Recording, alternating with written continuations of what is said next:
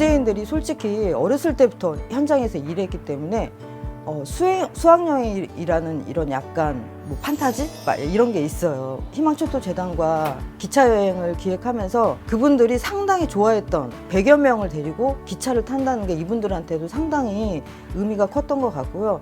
그 속에서도 또 우리는 잊지 않고 얘기하는 것이 노동조합이기 때문에 가능했고 이런 연대를 통해서 가능했다. 이건 조직이 할 수 있는 거지 개인이 할 수 있는 것은 아니잖아요. 지원을 받아서 한번 사업을 진행하게 되면 이분들은 되게 놀래요. 평생을 이런 경험을 해보지 않으셨던 분들이라 조직을 보는 게 좀 달라지죠. 화성식품노조하고 노회찬재단, 전태일재단에서 그 컴퓨터 노트북 교육을 잠깐 8강을 해서 2달 동안 8주 연속 시행을 한 적이 있는데 저도 그 담당자였는데 너무 재밌었어요. 이분이 열의가 너무 좋은 거예요. 한 20명 정도에서 이렇게 하셨는데 어떤 조합원 한 분은 저한테 이런 이야기 하더라고요. 자기 자식이 여기를 너무 가보고 싶다라는 거예요. 누가 도대체 우리 엄마를 교육을 시키냐. 그분 스스로가 너무 기분 좋게 이야기를 하시더라고요. 우리가 스스로 봉제인의 날을 제정을 했어요. 매년 11월 27일에 행사를 하는데 솜씨 자랑도 하고 우리가 이제 뭐 글을 써가지고 책을 내거든요. 자기의 인생이라든가 뭐 그런 수필집에 관한 이렇게 글을 써서 그 책자를 받아보시면서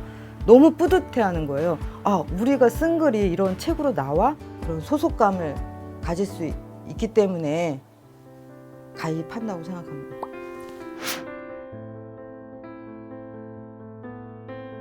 (2016년) 때부터 이제 화성식품노조 포함해서 전태일재단 운영위로 있으면서 봉제사업단 이름으로 사업을 진행하고 있었던 걸로 알고 있었습니다. 처음 노동조합을 하겠냐라고 제의를 받았을 때 너 그거 하면 고생스럽다.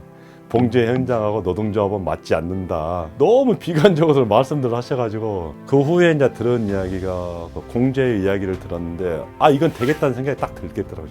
저한테는 지금의 노조는 어떤 기업형 노조잖아요.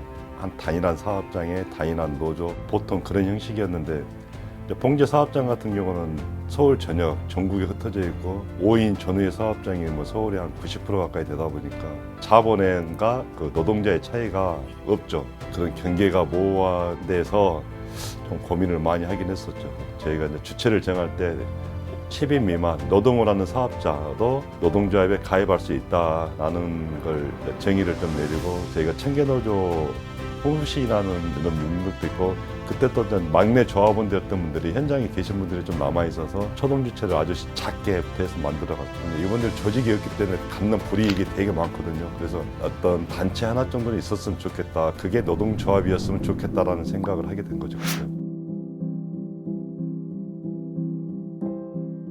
소식지를 배포를 하면서 그냥 각 계단 지하를 거의 수없이 다녔죠. 우리가 일회성이 아니고 지속적으로 하는 사업이다라고 좀 이렇게 어필을 하면서 봉제 단체에 대한 인식이 현장에서 되게 안 좋았었거든요. 이분들 상대로 처음에 노동조합이란 말을 되게 좀 저희도 잘 하진 않았어요. 한 5년째 접어들면서 누가 물어보더라도 우리 노동조합이라고 이젠 당당하게 이야기하고 CMS로 자동이체로 조합비를 납부하는 단체는 저희밖에 없습니다. 서울 단체에서. 개수임금제 노동자들을 350명 조직했다는 것은 되게 노동조합 민주노총 내에서 이런 사업을 제가 한 사례는 없는 걸 알고 있는데 의미는 되게 크다고 생각을 합니다. 봉제사업 특성상 비수기하고 성수기가 존재를 하잖아요. 비수기가 한 2달, 3달 정도 이어지면 수입이 아예 없는 거예요. 그런 수입을 메꾸려면 성수기 때 15시간 장시간 노동이 불가피한 상황이거든요. 어떤 4대 보험이라든가 이런 징빙이 전혀 되지 않기 때문에 이분들이 은행 가서 대출 받을 수 있는 상황이 거의 안 돼요.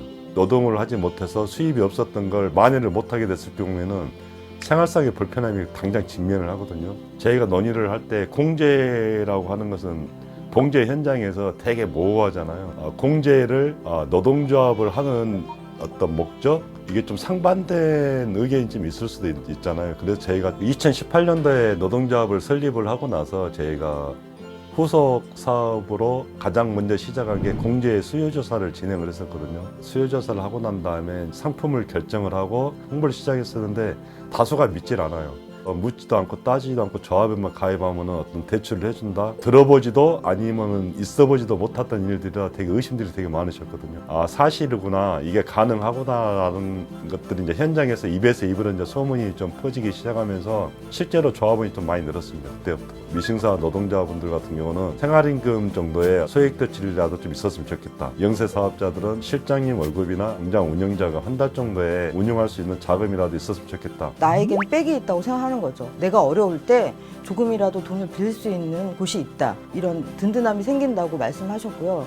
또 이제 사업체를 운영하시는 조합원이 대출을 이제 초기에 받으셨는데 단비 같은 도움이 됐다고 말씀하신 분이 있고요. 좀 안타까운 일이지만 조합비를 안 내서 계속 연락을 한번 드렸었는데 자녀분이 받으셔가지고 어머님이 돌아가셨다고 얘기를 하시는 거예요. 그래서 그런 이제 우리가 줄 수 있는 서비스, 원칙대로 서비스 지급에 대해서 자녀분한테 안내해드리고, 안타깝잖아요. 아무도 몰랐어요. 그거를 3개월 동안. 그래서 우리 조합원들이라도 관계망을 가지고 서로 적극적으로 좀 챙겼으면 좋겠다. 이런 부분들 다시 한번 강조했던 기억이 납니다.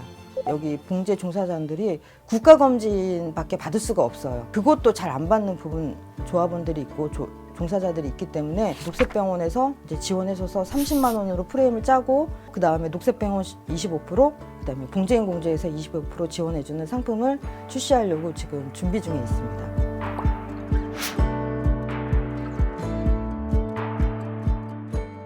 2018년도 노조 처음 만들 때부터 그 교섭상대를 저희는 분명히 정했습니다. 서울시와 교섭을 한다. 모든 사업을 전반적으로 관리하고 있는 서울시가 주체로 나서야 된다고 판단을 했었고, 봉제산업은 보이는 산업보다 그 보이지 않는 곳에서 일하는 종사자 산업이 훨씬 큰 산업이잖아요. 저희 노동조합에서 하는 이야기는 함께 살자라는 거거든요.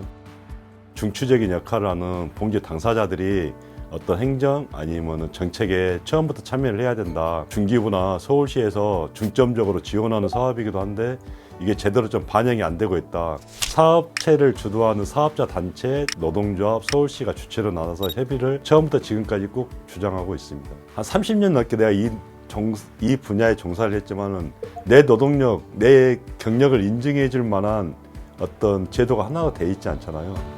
어떤 4대 보험이라든가 근로기준법 내에 어떤 근로계약서라든가 이런 걸 작성을 해본 적이 단 한 번이 없는 거예요.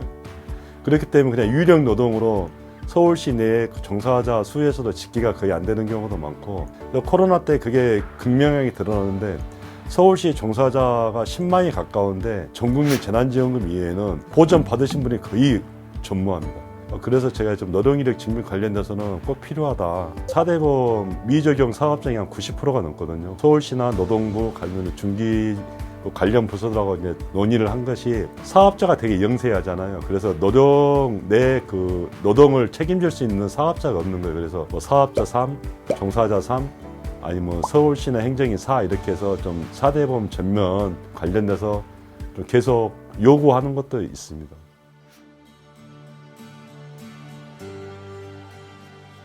함께 할 수 있는 사람 만들기가 너무 힘들어요. 5년이 지났음에도 불구하고 그 숫자는 아직도 바뀌지 않는 것 같아요. 그래서 저희가 이제 사업자도 있고 미싱사도 있고 여러 각 분야들이 함께 있다 보니까 업종을 대표하는 어떤 대의원들을 선출을 하고 아니면 지역으로도 선출을 하고 해야 되는데 기존에 했던 사람들이 계속 반복을 해서 해야 되는 그런 어려움들. 그래도 그 힘듦을 알아주는 조합원들이 되게 많이 생겼다는 건 좀 힘입니다. 이제 쉽지는 않겠지만 저희가 좀 이제 조직이 더 확대가 되고 어느 정도 역량이 좀 되면은 또 나름대로 자체 내에서 또 끌어나갈 수 있는 힘도 좀 생길 거라고 생각을 합니다. 나에게 노동조합이란 약간 무게감인 것 같습니다. 어떤 사업을 진행하는 데 있어서 나의 이런 의견이 아니면 나의 결정이 이게 정말 올바를까? 그런 고민이 되는 경우가 상당히 많거든요. 그것도 이제 같이 의논하면서 우리 또 이제 화성식품 노조가 있고 주위에 여러 이제 뭐 활동 선배님들도 있으니까 그런 것들을 같이 헤쳐나갈 수 있어서 좋았던 것 같아요. 책임감이다.